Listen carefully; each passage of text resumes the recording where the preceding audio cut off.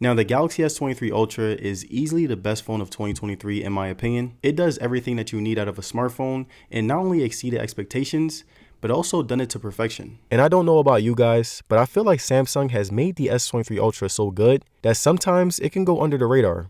And if that sounds a bit confusing, let me explain. See, with the S23 Ultra, you get the best display, an amazing battery life, faster charging, top-notch features, and so much more that is superior to the competition. But year in and year out, I feel like the Google Pixel and iPhone are the two phones that generate much more hype, despite being arguably inferior. And I'm not sure why that is. Maybe it's because Samsung released it so early in the year. Maybe it's because Apple and Google have much more star power than Samsung, or maybe the general public just likes those phones more. And whatever the reason is, I still wanted to remind you guys that this is the top dog of 2023. It's giving me the best first and last impression, and even though my iPhone 15 Pro Max and Pixel 8 Pro are great, they still need some catching up to do. So in this video, I would like to share my experience with the S23 Ultra and show you guys how it's holding up after 10 months of use. Now, the moral of the video is that the S23 Ultra has never really failed me. And to no surprise, the S23 Ultra has been holding up very well all across the board. And personally, my favorite part about this phone is that it has a very big, boxy, punchy, vibrant display that still looks really good. And unlike the regular S23 and S23 Plus, the S23 Ultra has a 1440p display that is still evident till this day. Whenever I watch high quality videos on YouTube, I can always tell the difference whenever coming from a different phone. The S23 Ultra has 1750 nits worth of peak brightness. The colors were still able to pop whenever I use the phone outside. And a lot of times, I'm using social media when I'm outside on my phone, and I was still able to read everything, watch videos, and use it regularly. And now when it comes to the viewing experience of the S23 Ultra,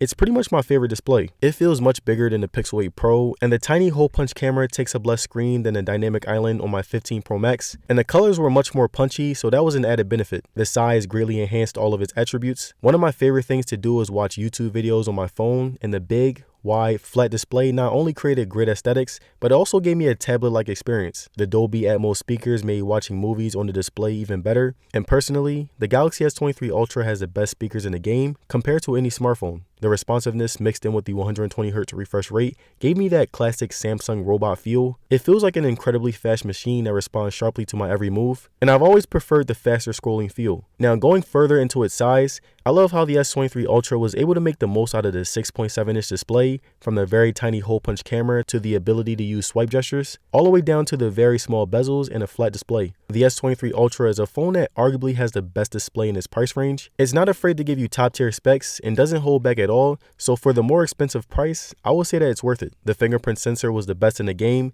it would never mess up, and it was lightning fast, which is why it was my preferred way of unlocking my phone. The facial recognition is one of the best in the game. It's still not as good as the iPhone 15 Pro Max, but it is the closest in my opinion. And now when it comes to design, the S23 Ultra is one of my personal favorites. The boxy frame has always given great aesthetics, and the curved edges soothe it out while making it much more comfortable to hold. The S23 Ultra is 90% sharp, and whenever holding this phone, it always gives me mini TV vibes, which I like a lot. The S23 Ultra has Gorilla Glass Victus 2 on the display and back, and I haven't had many drops, but whenever I did, it would usually be in the house. My display does have some scratches, but it's not too many. Back and sides have little to no scratches, and I'm very happy that my phone still looks new after 10 months of use. My favorite part about the design is that the S23 Ultra has a matte look and feel on the back, which makes the phone always look new. It's very easy to clean, and it screams luxury. The aluminum stainless steel feel is a fingerprint magnet, but I'd be lying if I said that it didn't help with the quality look. But personally, I would like it to have a matte feel all around because it will result in me having to clean it less. The S23 Ultra is also very comfortable to hold. It felt very comparable to the iPhone 15 Pro Max since they are damn near the exact same size, and it also has a nice snug fit that complements my hands whether it's in landscape or I'm holding it regularly. The S23 Ultra is also pretty heavy for its size, which definitely adds to the quality feel. The S23 Ultra weighs in at 234 grams, and I feel like it's one of those phones that looks as heavy as it is. But the downside to this is that if you're someone who doesn't like holding heavy phones for a longer period of time, and if you want to go lighter, I would suggest the S23 Plus. The color on the S23 Ultra is amazing. The black stealth look has always been my favorite on any Samsung phone, and it looks even better when you look at it with the glossy Samsung logo on the bottom. Now moving on to the most important aspect of a phone, the battery on the Galaxy S23 Ultra has been very good and has been treating me very well over the past 10 months. I'm mainly on my phone scrolling through social media, watching YouTube videos, doing simple things like texting, making phone calls, and replying to emails. And whenever I use my S23 Ultra, I always end up doing a lot on it.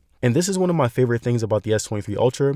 It's specifically designed for power users. I'm getting over 7 hours of screen time and it's lasting me a full day. This also includes playing music while I'm in the gym, and at the end of the day, I still have battery left, which is all you really need in a phone. Now, when it comes to charging, the S23 Ultra supports 45 watt fast charging, which I had no problems with. It charges from 0 to 100% in just under an hour, and it mainly came in handy whenever I forgot to charge my phone at night, so I would hop in the shower, and by the time I was done, my phone is on 100%. And honestly, this is one of the best attributes of owning a Galaxy S23 Ultra. It has a really good battery life, and when your phone is about to die, it charges back up very quick. Now, getting more into the insides of the S23 Ultra, the Snapdragon Gen 2 chip has been holding up very well, and despite me gaming a lot, whenever I play Asphalt 9, it holds up very well. And mind you, when I'm playing heavy games on it, there's no noise, it doesn't get extremely hot after a while of playing, and I felt very comfortable throwing many apps at it. On a day-to-day basis, I'm taking pictures, using social media, and watching movies and content on it. So if you're someone who is looking to get the Galaxy S23 Ultra, it's very reliable in terms of power. Now, moving on to camera, the Galaxy S23 Ultra is a phone that not only has given me consistently good pictures, but it's also given me top tier yet quality videos. The S23 Ultra's zoom modes are top tier. No matter how much I zoomed in, the quality was still very clear, precise, and still maintained accurate colors. The shutter speed is pretty good since the last few updates. It still needs a little bit of work, but I'm really glad that Samsung is able to improve it because in the past, they didn't really make much of an effort. And now looking at outside photos, my skin is still a little bit lighter compared to the Pixel or the iPhone, but I would be lying if I said that they aren't still very good pictures. I also took some photos of random street objects, and the S23 Ultra has not disappointed in the slightest, especially with its great camera software. Inside photos were top tier as well. Many times, I'm trying to get the best lighting as possible, which is why the photos look great. Selfies were still pretty good, and despite the skin lightening problem, as always, another Galaxy phone is providing top-notch pictures. And now when it comes to shooting video, the S23 Ultra has a plethora of options. You can shoot all the way up to 8K, which is pretty much overkill, but it doesn't matter since it still looks really great. The lighting does have some issues whenever it tried to automatically focus, but other than that, it's been pretty great for the past 10 months. Stabilization was top tier, and the Galaxy S23 Ultra is one of those phones that I feel the most comfortable with when using it to shoot something. So in conclusion, if you're someone who is very photography savvy and you want a camera that'll provide you with good photos and videos, the S23 Ultra is a very solid option. And alright you guys,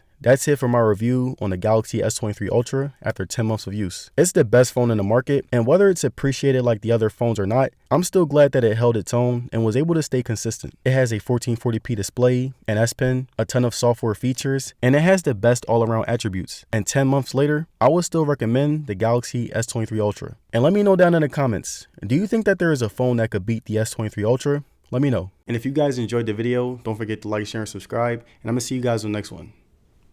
Peace.